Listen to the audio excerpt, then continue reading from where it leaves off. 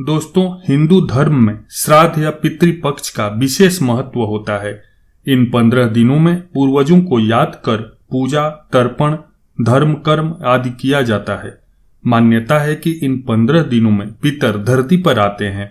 अश्विन माह की प्रतिपदा तिथि से अमावस्या तक यमराज पितरों को मुक्त कर देते हैं ताकि वे परिजनों के बीच जाकर अन्न जल ग्रहण कर तृप्त हो सकें। तर्पण, पिंडदान और धर्म कर्म आदि से पितरों का स्मरण कर उन्हें याद किया जाता है और तिथि के अनुसार ब्राह्मणों को भोजन कराया जाता है। परिजनों द्वारा की गई इन चीजों से पितरों की आत्मा को शांति मिलती है और वे प्रसन्न होकर अपने वंशजों को आशीर्वाद देते हैं। इस बार पितृपक्ष की शुरुआत 10 सितंबर 2022 दिन शनिवार से हो रही है और 25 सितंबर को समाप्ति होगी। ऐसी मान्यता है कि पितृपक्ष में पितरों के निमित्त दान पुण्य करने से हमारी कुंडली में पितृदोष के प्रभावों को कम किया जा सकता है। इन दिनों में कुछ चीजों को करने की मनाही होती है जिससे आपके पितरों का पूरा आशीर्वाद आपको मिले। आइए जानते हैं कि पितृपक्ष में किन नियमों का पालन करना अनिवार्य होता है। पितृपक्ष के दौरान पूरे 15 दिनों तक घर में मांसाहारी भोजन नहीं बनाना चाहिए। साथ ही लहसुन और प्याज का सेवन भी नहीं करना चाहिए। पितृपक्ष में जो व्यक्ति श्राद्ध कर्म करता है उसे पूरे 15 दिनों तक बाल, दाढ़ी और नाखून तक नहीं कटवाने चाहिए। साथ ही उसे पूर्ण रूप से ब्रह्मचर्य का पालन भी करना चाहिए।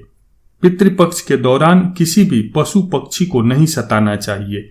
इससे पितृगण नाराज हो जाते हैं और आप संकटों से घिर सकते हैं। वहीं पितृपक्ष में छत या द्वार पर घर आए पशु पक्षियों को भोजन अवश्य कराना चाहिए। पितृपक्ष के दौरान सिर्फ मांसाहारी भोजन ही नहीं बल्कि कुछ शाकाहारी चीजों का भी सेवन वर्जित माना जाता है। इन दिनों लौकी, खीरा, चना, जीरा और सरसों का साग नहीं खाना चाहिए। पितृपक्ष में कोई भी मांगलिक कार्य करना वर्जित होता है। इन दिनों शादी, मुंडन, सगाई और गृह प्रवेश जैसे मांगलिक कार्य नहीं करने चाहिए। पितृपक्ष में घर पर शांति का माहौल बनाए रखना बेहद जरूरी है। इन दिनों खुद को वाद विवाद से दूर रखना चाहिए। घर में अशांति का माहौल होने से पितरों का आशीर्वाद नहीं मिलता है। मान्यता है कि पितरों के नाम से कुछ न कुछ दान करने से जीवन में किसी चीज की कमी नहीं रहती है। कहा जाता है कि पितृपक्ष के दिनों में आपके द्वार पर कोई भी भिखारी या अतिथि आए तो उसे बिना पानी और भोजन के न जाने दें।